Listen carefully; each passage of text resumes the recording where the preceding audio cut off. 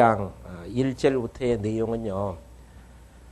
하나님께서 언약 백성들을 약속의 땅으로 인도에 가시기 위해서 아브라함과 이삭과 야곱에게 약속하셨던 그런 이제 그 애굽에서의 모든 하나님의 때를 이제 마치게 하시고 애굽에서 나오게 하시고 홍해길로 인도해 주셔서 애국 군병들을 물속에 수장케 되어졌을 때에 하나님 앞에 찬양하는 그런 이제 내용이 15장부터 담겨져 있습니다. 다시 한번 15장의 성경적 위치 간략하니 정리해 드리고 여러분들에게 어떻게 무엇을 찬양하는지를 여러분들에게 강론해 드리려고 합니다. 지금 본문의 내용은요. 하나님께서 아브라함에게 언약하신 대로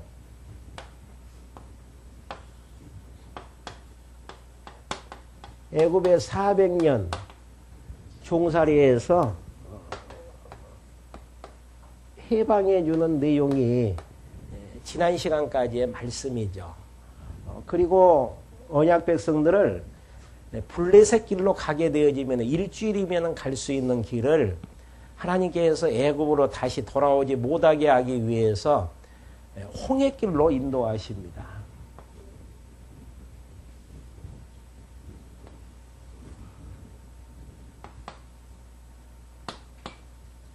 홍해바다 앞으로 인도하셔서 그를 이제 뒤쫓는 애국 군병들을 이제 물속에다가 이제 수장케 하시는 이러한 이제 섭리의 내용들이 나오게 되어집니다.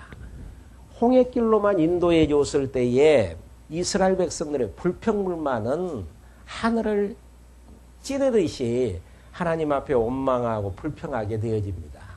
우리를 이제 그 죽었을 때에 장지가 없어서 매장지가 없어서 우리를 이렇게 애굽 그 홍해 앞으로 인도해서 우리를 죽이려고 하느냐 이런 이제 그 하나님 앞에 불평 불만 짜증 그래서 이제 하나님께서 모세를 통해서 하시는 말씀은 너희는 가만히 내가 하는 일만 보고 있어라 내가 너희를 위해서 싸우겠다.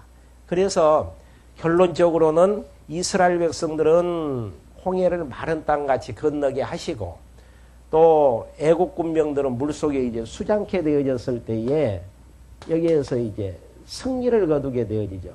승리하게 되어졌을 때에 하나님 앞에 찬송하는 내용이 오늘 본문의 15장의 내용입니다. 그러니까 애굽 홍해길로 하나님께서 인도하셔서 그곳에서 물속의 애국 군병들을 수장케 되어졌을 때 그러한 이제 장면들을 보고 언약 백성들이 하나님을 찬양하게 되어지는데요. 1절부터 3절까지 내용에서는 모세와 이스라엘 백성이 함께 부르는 찬양의 소곡이 나와집니다. 한번 읽어가면서 하나하나 여러분들에게 말씀해 드리려고 합니다. 이때 모세와 이스라엘 자손이 이 노래로 여호와께 노래하였으니 일러스되 그러니까 찬양의 대상은 여호와예요. 그러니까 처음 홍해 앞에 도달되어지고 애국 군병이 뒤에서 쫓아오는 것만 봤을 때에도 이제는 우리는 죽었구나. 그런 이제 마음 가운데에서 왜 우리를 이 광야로 인도해서 죽게 만들려고 하느냐. 애굽에서 종살이하는 편이 더 나았었다. 이렇게 이제 하나님 앞에 불평하고 찬양이 나와지지 않았던 언약 백성들이 홍해를 이제 건너게 되어지고 애굽의 이제 군병들이 물속에 이제 수장케 되어졌을 때에 하나님 앞에 이제 찬양하는 내용이 여호와께 노래하니 일러스되 내가 여호와를 찬송하리니 그는 높고 영화로우시며 말과 그 탄자를 바다에 던지셨습니다. 여호와 하나님은 인간들이 인정해 주든지 인정해 주지 않든지 영화로우신 분이시고 높으신 분이시고 위대하신 분이시고 능력이 많으신 분이십니다. 근데 문제는 우리가 신앙생활을 하면서 왜 좌절과 실망 속에서 낙심 가운데에서 살 수밖에 없나. 지금까지 인도하셔서 우리에게 알게 하셨던 그 여호와 하나님을 잊어버리는 데에서, 그러니까 400년의 종살이 가운데에서 언약 백성들이 해방되어지는 이 시점 자체가 얼마 되어지질 않는단 말입니다. 근데 문제는 여호와 하나님을 망각하는 데에서, 망각이라는 건 잊어버린다라는 이야기죠. 무엇을 잊어버리는가? 애굽 400년 종살이 가운데에서 아브라함에게 약속하기를 400년의 종살이의 때가 되어지면은 내가 이방국을 쳐서 너희를 다시 나오게 하겠다. 이렇게 이제 약속해 주신 바가 있단 말입니다. 이 약속 따라서 하나님께서 해방할 때에 열지양을 베푸시죠. 이것도 이제 하나님께서 해나가신다라는 것을 알게 하기 위해서 내일 이맘때에 이러이러한 재앙을 주겠다. 그리고 고센 지역에는 이런 재앙을 내리지 아니하고 애굽 백성들이 사는 지역만 그 재앙을 내리겠다. 또 지역을 구분을 해요. 그리고 모세를 통해서 또 그만두게도 하시는 하나님의 섭리. 이러한 이제 10가지의 재앙을 통해서 언약 백성들을 인도에 내시는 준비를 하시고 마지막 6월절 재앙이죠.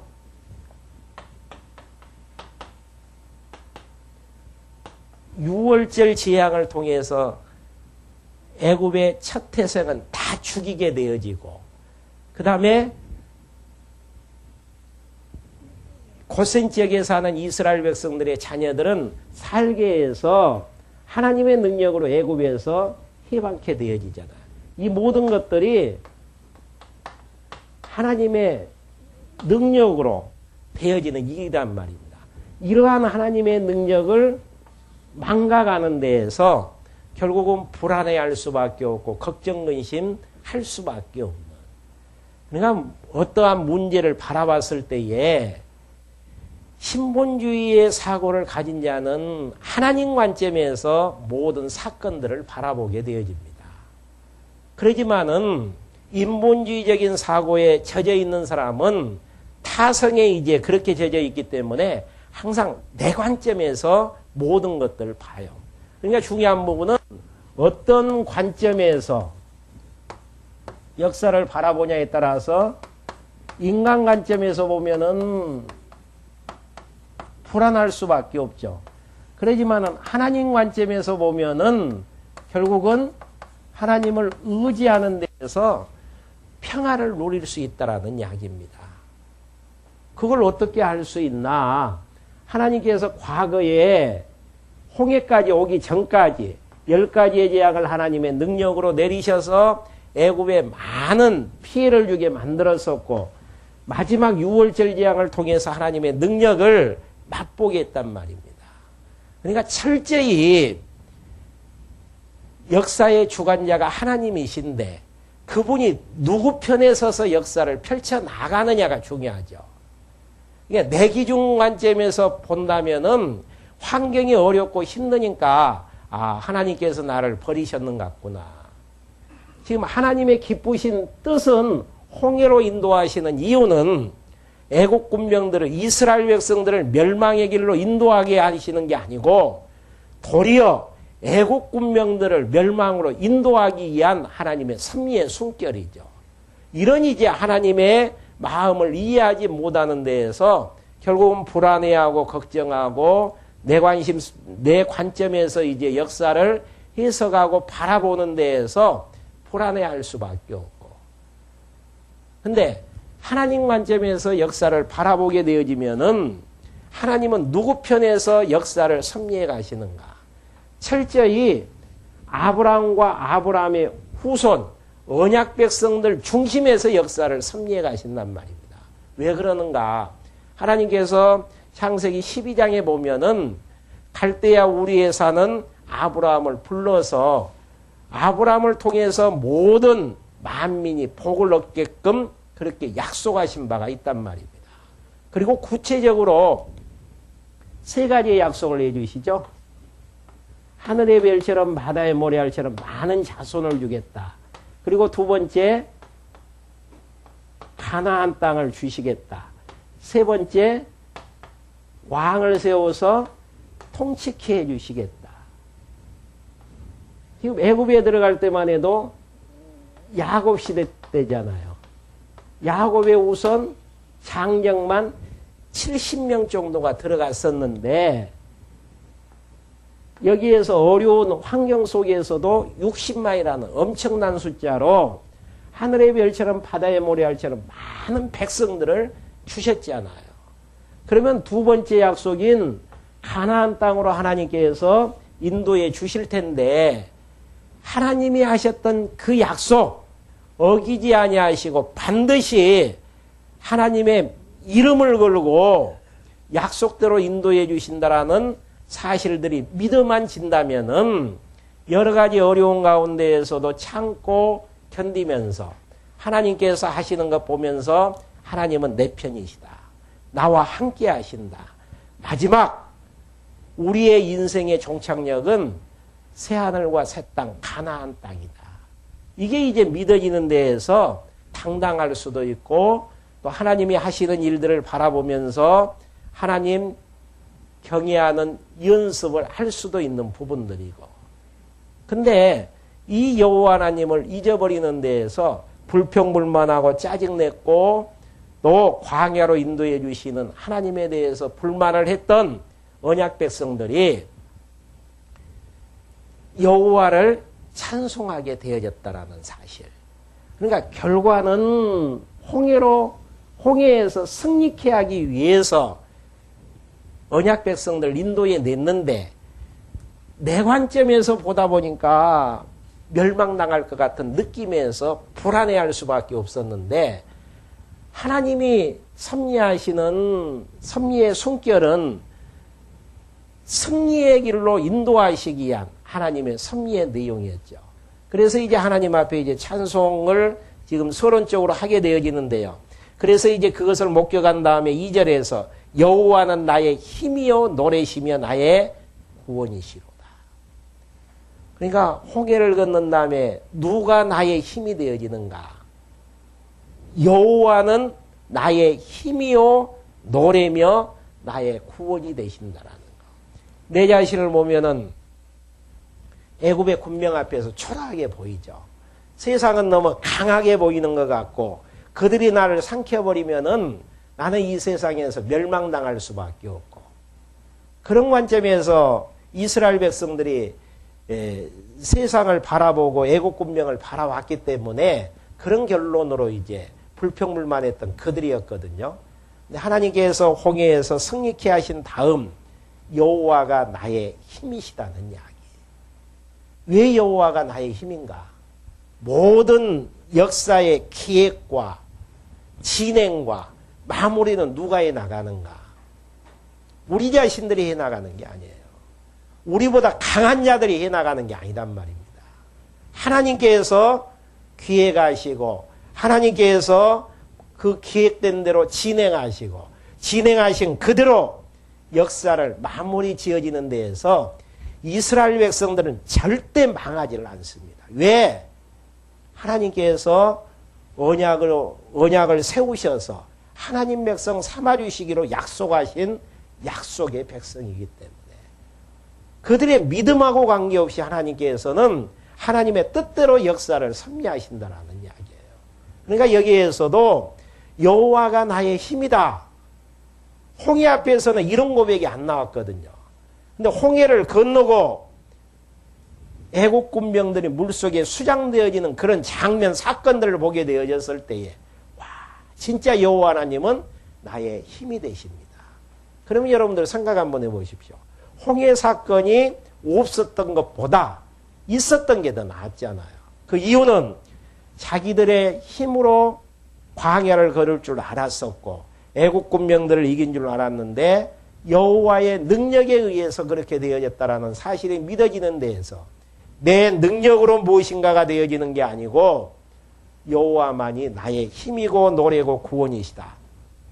그는 나의 하나님이시니, 하나님이시라는 것은 나의 능력이시니 내가 그를 찬송할 것이요 내 아비의 하나님이시니, 그러니까 아브라함과 이삭과 야곱을 일컫는 이야기죠.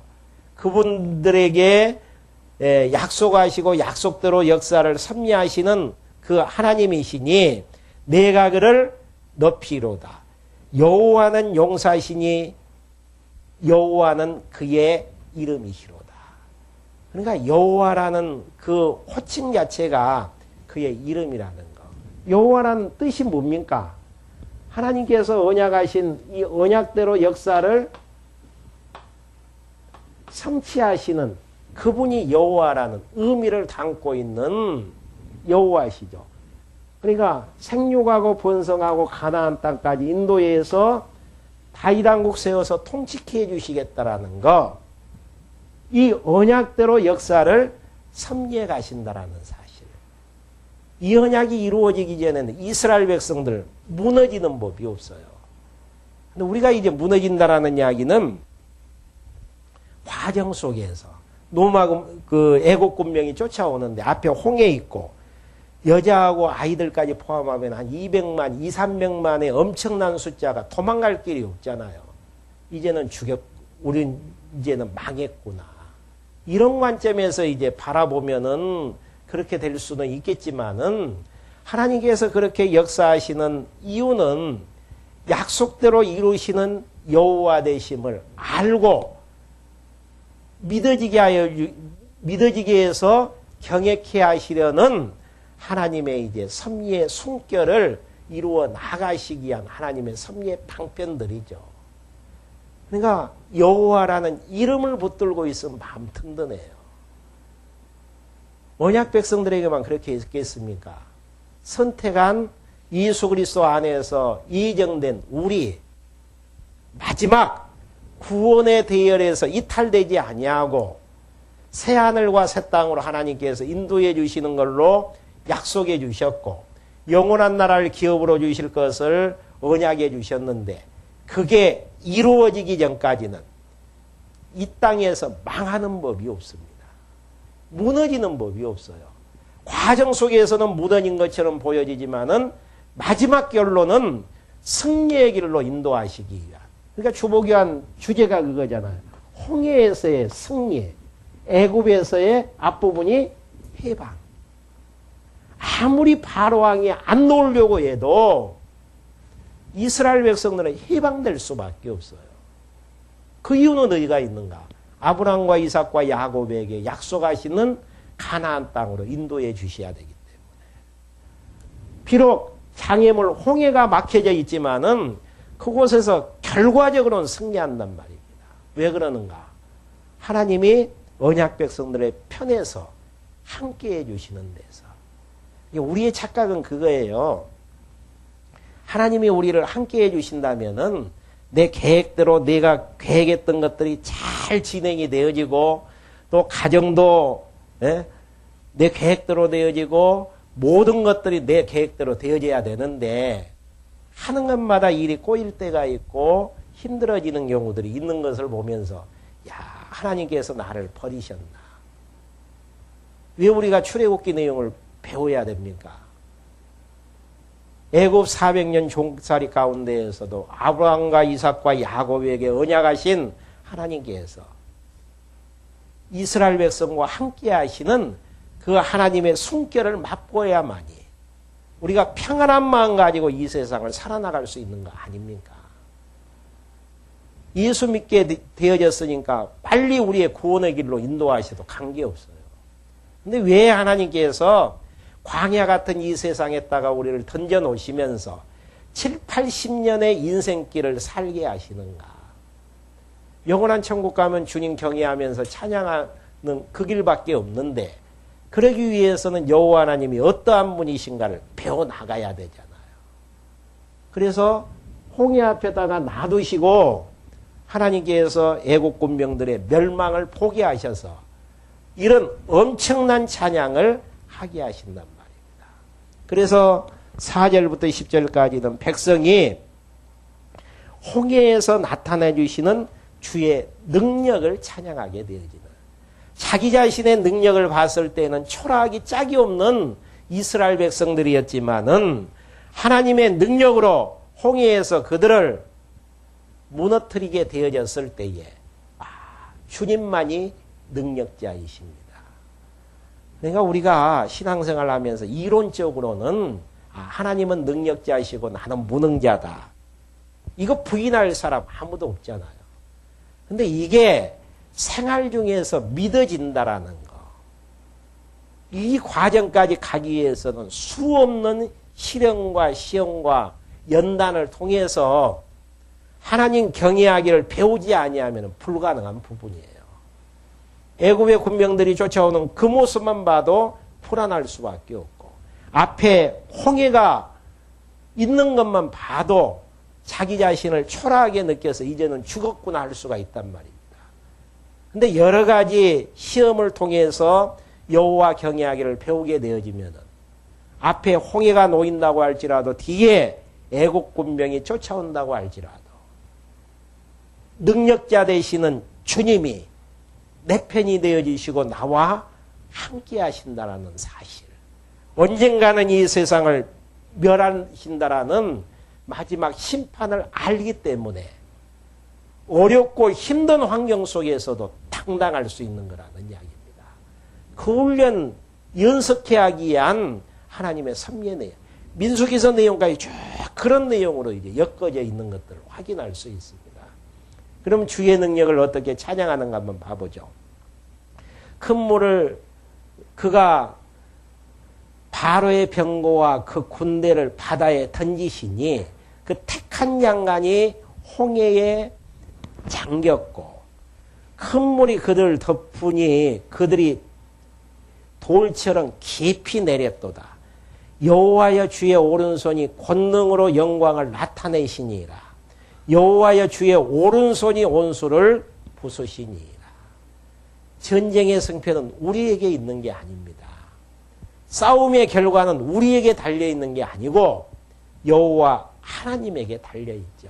그걸 알기 때문에 홍해에서 승리한 언약 백성들이 주의 오른손이 온수를 부수신다라는 그런 고백을 하게 되어집니다. 그러면서 계속해서 주께서 주의 큰 위엄으로 주를 거스리는 자를 엎으시니이다. 주께서 진노를 바라시니 그 진노가 그들을 초계같이 사르니이다. 초계는 지푸라기입니다. 이게 그렇게 강하게 보였던 애국 군병들, 그 앞자에서 400년 동안 종살이하고 무서워서 덜덜덜 떨었던 그런 애굽의 군병들이 지푸라기처럼 여호와의 진노에 그냥 아무것도 아닌 것처럼 되어지는. 우리 입장에서 볼 때는 애국 군병이 너무너무 크고 무서운 존재이지만은 하나님이 나와 함께 하셔서 내 대신 싸우게 해주셨을 때에 아무것도 아닌 지푸라기에 불과하게 되어지는. 그러니까 어떤 눈으로 세상을 보느냐에 따라서 당당할 수도 있고 어떤 눈으로 세상을 보느냐에 따라서 내 자신을 초라하게 보일 수도 있고, 이러한 모습들은 뒤에 보면은 이스라엘 백성들이 이제 가나안 땅 들어가기 전 가데스 바냐에서 12명의 정탐꾼을 보내잖아요. 근데 10명은 와서 보고하는 내용이 가나안 땅이 강하긴 강하지만은 하나님이 함께 하시는 우리에 비해서는 메뚜기와 같습니다. 2명은 그렇게 고백을 하게 되어지고 나머지 10명은 도저히 우리는 그 가나안 땅을 거대하니까 점령할 수가 없습니다. 그러니까 똑같이 보고 와서 보는 관점 자체가 우리 자신이 메뚜기가 느끼니까 그 가나안 땅을 점령할 수 없다라고 이야기하는 10명의 이야기와 여호수아 갈렙은 여호와가 함께 하신다면 얼마든지 가나안 땅에 들어갈 수 있다라는 사실. 그러니까 신앙의 눈으로 세상을 보면은 담대할 수 있어요. 모든 일들은 하나님의 작정 프로그램에 의해서 역사가 진행이 되어지고 결과가 맺혀지게 되어진다는 거. 그 다음에 하나님은 내 편에 서서 모든 역사를 인도하신다는 사실. 이게 믿어지면 당당하지만은 비신앙의 눈, 불신앙의 눈으로 세상을 바라보게 되어지면 메뚜기처럼 내 자신이 느끼게 되어지고 아무것도 아닌 것처럼 내 자신이 느껴지게 되어지는. 이거 한번 봐보십시오. 홍해의 물로 애국 군명을 수장하는 것들을 볼 때에 그들은 지푸라기 같이 하나님의 진노가 사른다라는 거. 주의 콧김에 8절입니다. 물이 쌓이되 파도가 언덕같이 일어서고 큰 물이 바다 가운데 엉키나이다. 대적의 말이 내가 쫓아 미쳐 탈취물을 나누리라. 여기서 대적의 말은 누굽니까?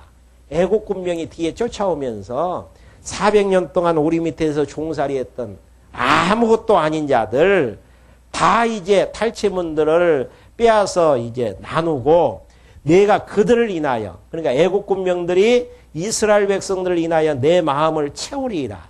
내가 내 칼을 빼리니 내 손이 그들을 멸하리라 하였으나. 이게 중요해요. 애국 군병은 모든 이스라엘 백성들이 다시 돌이켜서 종살이 시킬 수 있고 그들이 가졌던 것 다 빼앗으면서 우리가 주인 역할을 할 수 있을 것이다. 그렇게 착각 속에서 이야기를 했으나 주께서 주의 바람을 일으키심에 바다가 그를 덮으니 그들이 흉흉한 물에 낚같이 잠겼나이다. 주어는 주께서예요. 주님이 이스라엘 민족과 함께 아닌가. 애국 군병들의 그 부풀었던 마음 완전히 무너지게 되어지잖아요. 그러니까 우리는 참 착각 속에서 많이 살죠. 이렇게 되어지면 저렇게 되어지고 저렇게 되어지면 이렇게 되어지고 여러 가지 이제 견적들을 뽑아가지고 저 사람은 나보다 강하니까 내가 이길 수 없고 계산해 보니까 저 사람은 나보다 약하니까 내가 해먹을 수 있는 것이고 이런 계산 속에서 여러 가지 웃기도 하고 마음 초바심도 가질 수 있는 것이고 이건 다 인간적인 계산이에요. 문제는 하나님이 어느 편에 서서 역사를 섭리하시냐가 중요하죠. 이스라엘 백성들이 400년 동안 종살이하고 초라해 보이고 아무것도 아닌 것처럼 보여지지만 하나님이 아브라함의 언약 자손이라는 그것 한 가지를 들어서 이스라엘 백성과 함께하는 데에서 애굽의 꿈을 완전히 물속에 수장시켜버리지 않습니다. 이게 중요한 것은 내가 계획하고 내가 가려고 하는 그 길, 하나님께서 함께 하시는 길이시고 기뻐하시는 길이신지 아니면 하나님께서 기뻐하시지 않는 길이신지 아무리 계산이 나와도 하나님이 함께 하시지 않는 길이면은 물거품 낼 수밖에 없습니다. 아무리 막막하고 아무리 불가능한 결론이 떨어진다고 할지라도 하나님이 함께 하시는 길이면은 하나님이 기뻐하시는 길이면은 과정 속에서는 무너져 내린 것처럼 보여지고 멸망당할 것처럼 보여지지만은 마지막은 승리의 작품으로 끝나게 되어집니다. 그 이유는 하나님이 함께 하시고 하나님께서 인도하시는 길이기 때문에 비록 이스라엘 백성들이 광야길을 걸어가지만은 하나님이 사랑하는 백성이에요. 하나님이 우리를 얼마나 사랑하시는가요? 독생자의 아들 예수 그리스도를 이 땅에 보내셔서 우리 대신 십자가에서 죽게 하심으로 우리의 모든 죄를 용서해 주셨던 그 하나님. 독생자 외아들까지 주시기까지 사랑하셨던 하나님께서 우리를 인생의 낙오자로 만드시겠습니까? 과정 속에서는 낙오자 되어질 것처럼 보여져요. 그러지만은 창세전부터 우리를 선택하셔서 영원한 나라를 기업으로 주시기로 하나님께서 인도에 가시는 길이기 때문에 마지막은 승리가 보장되어지는 그 길을 우리는 걸어갈 수 있다는 사실입니다. 그걸 어떻게 알 수 있나? 이스라엘 백성들을 모형적으로 인도하시는 이런 과정들을 보면은 너무 분명하니 확인할 수 있는 대목들입니다. 그러니까 탈취물들을 다 빼앗고 이스라엘 백성들을 칼로 마음대로 멸하리라 그렇게 했는데 주께서 주의 바람을 일으키셔가지고 바다 속에 다 수장케 하시는 도저히 상상을 초월할 수 있는 없는 그런 일들이 이제 일어나게 되어졌습니다. 이렇게 이제 주의 능력을 찬양한 다음 11절부터 16절까지 백성이 홍해의 기적이 이방에 미치는 영향을 노래하게 되어집니다. 여호와여 주의 신 중에 주와 같은 자 누구니까. 그래서 이 세상에 어떤 신도 여호와 같으신 분이 없으시다는 것. 주와 같이 거룩하며 영광스러우며 찬송할 만한 이음이 있으며 기이한 일을 행한 자가 누구니까. 주께서 오른손을 드신 즉 땅이 그들 삼켰나이다. 주께서 그 구속하신 백성을 은혜로 인도하시되. 이게 중요해요. 하나님께서 우리를 인도하시는데 어떤 조건이나 어떤 행위에 의해서 인도하신 게 아니고 은혜로 인도하신다라는 이야기. 언약 백성들은 하나님을 불신했거든요. 매장지가 없어서 이 광야에서 우리를 죽이게 만드느냐. 왜 우리를 애굽에서 인도에 내가지고 우리를 이렇게 고통 속에 넣느냐. 불평, 불만, 짜증, 좌절, 실망했던 그들을 향해 가지고 조건 없이 아브라함과 이삭과 야곱의 언약을 기억하시면서 은혜로 인도에 가시는 하나님의 모습을 이제 찬양하게 되어집니다. 주의 힘으로 그들을 주의 성결한 처소에 들어가게 하시나이다. 성결한 처소가 어딥니까? 두 번째 약속인 가나안 땅. 이게 성결한 거룩한 처소예요. 이 가나안 땅까지 인도하시는 모습을 다시 한번 봐보죠. 주의 힘으로 그들을 주의 성결한 처소에 들어가게 하시나이다. 우리의 능력 가지고 새하늘과 새 땅 들어가는 것도 아니고 이스라엘 백성들이 가나안 땅에 들어간 것 절대 아닙니다. 주의 힘으로. 이게 중요한 것은 주님이 함께하면은 만사형통이에요. 그렇지만 주님이 함께하지 않는 길은 꼬이는 길로 인도될 수밖에 없단 말입니다. 근데 이스라엘 백성들이 가는 길들 꼬이는 길처럼 보여지지만은 하나님이 다 교육해야 하는 예비된 그런 과정들을 이제 통해서 여호와 하나님 배우기에 이제 힘쓰는 길로 인도하는 모습들이죠. 그러면서 열방이 듣고 떨며 블레셋 거민이 두려움에 잡히며 애굽 방백이 놀라고 모압 영웅이 떨림에 잡히며 가나안 거민이 다 낙담하니라. 그러니까 지금 가나안 땅에 사는 7족속 있잖아요. 7족속이 애국 군명들이 물속에 다 수장되어졌다라는 이야기가 이제 다 소문이 들릴 거 아니겠습니까? 그러면서 그들이 떨고 힘들어하는. 그러니까 심리전에서 결국은 이기게 만드는. 하나님이 함께하는 400년 동안 애굽에서 종살이 됐던 이스라엘 백성들이 애국 군병들을 하나님의 능력으로 다 무너뜨리고 가나안 땅으로 온다든다. 그 소식을 듣고 두려워하고 떨릴 수밖에 없죠. 왜? 이스라엘 민족의 자체만 보면은 해볼 만한 상대지만은 하나님이 불기둥과 구름기둥으로 인도해 가시고 그들과 함께하는 백성이라는 사실들이 믿어지는 데에서 두려움에 잡힐 수밖에 없는. 그래서 15절 애굽 방백이 놀라고 모압 영웅이 떨림에 잡히며 가나안 땅 거민이 다 낙담하니라. 놀람과 두려움이 그들에게 미치며 주의 팔이 큼을 인하여 그들이 돌같이 고요하였으되 많은 전쟁에서 승리했던 강대국들 돌같이 고요하였으되 여호와여 주의 백성이 통과하기까지 곧 주의 사신 백성이 통과하기까지 하였었나이다. 애굽에서 애국 군병들을 홍해에서 장사하는 걸 보니까 가나안 땅도 분명히 하나님께서 주신다라는 게 믿어지는 모습이죠. 그러면서 17절 주께서 백성을 인도하사 그들을 주의 기업의 산에 심으시로다. 여기에서도 중요한 부분이 주께서 백성을 인도하사. 그러니까 주의 기업의 삶이라는 것은 가나안 땅을 이야기하죠. 그곳에 이제 심을 수 있는, 그들이 이제 살 수 있는 것은 주께서 백성을 인도하시기 때문에 이는 주의 처소를 삼으시려고 예비하신 것이라. 주여 이것이 주의 손에 세우신 성소로소이다. 여호와의 다스리심이 영원 무궁하시도다.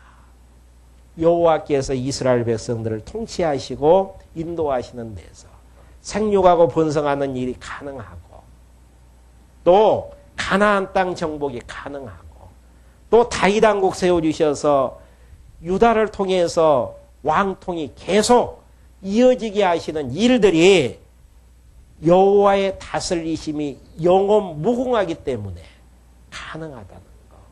그러니까 여호와가 함께 하시는 데에서 가능한 모습들입니다. 그러면서 17절부터 19절부터 21절까지 미리암이 애국 군대의 멸망을 보고 하나님을 찬양하게 되어집니다. 바로의 말과 병거와 마병이 함께 바다에 들어가매 여호와께서 바닷물로 그들 위에 돌이켜 흐르게 하셨으나 이스라엘 자손은 바다 가운데 육지로 행하니라. 신기하죠.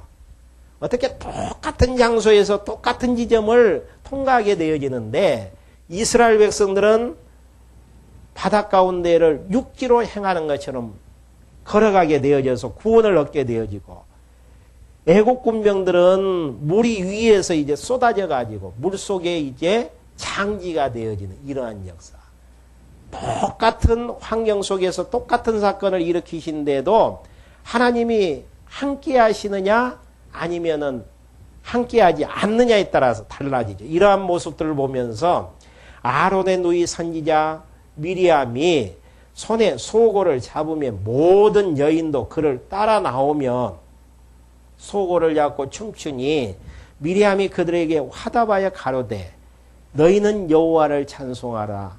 그는 높고 영화로움이시여 말과 그 탄자를 바다에 던지셨음이라 하였더라. 여호와를 찬송하라. 왜?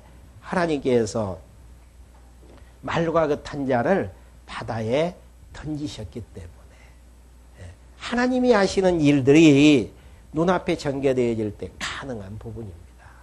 그러니까 절망과 좌절에 휩싸여 있던 이스라엘 백성들이 애국 군병이 멸하고 자기들은 구원을 얻는 사건을 통해서 하나님이 전능자이신 것을 깨닫게 되어지고 여호와 하나님을 찬송케 되어지는 하나님께서 우리의 입에서 찬송이 나오게 하실 때에는 가장 절망의 길로 인도하셔서 하나님의 능력을 알게 하심으로 여호와 하나님을 찬송케 나가시는. 좀 쉬었다가 계속 22절부터 여러분들에게 말씀해 드리겠습니다. 기도하시겠습니다. 하나님 아버지 감사함을 드립니다. 저를 이 시간에 불러 모아주셔서 하나님의 말씀을 통해서 하나님의 살아계신 능력과 언약 백성들과 함께 하시는 모습들을 다시 한번 생각나게 해주셔서 여호와를 찬송해 나가는 이스라엘 백성들의 모습들을 확인케 해주심을 감사함을 드립니다. 하나님께서 역사를 섭리하시는 이유는 하나님께서 살아계신 하나님의 능력을 보여주셔서 여호와 하나님 배우기에 힘쓰게 하심으로 여호와 하나님을 찬송케 하시려는 하나님의 섭리의 내용인 것을 다시 한번 확인케 해주심을 감사함을 드립니다. 저희들도 우리 눈앞에서 펼쳐지는 여러 가지 일들을 통해서 여호와 하나님 배우고 여호와 하나님 경외해 나가는데 부족함이 없도록 저희들 인도해 주시옵소서. 예수 그리스도의 이름으로 기도했습니다. 아멘.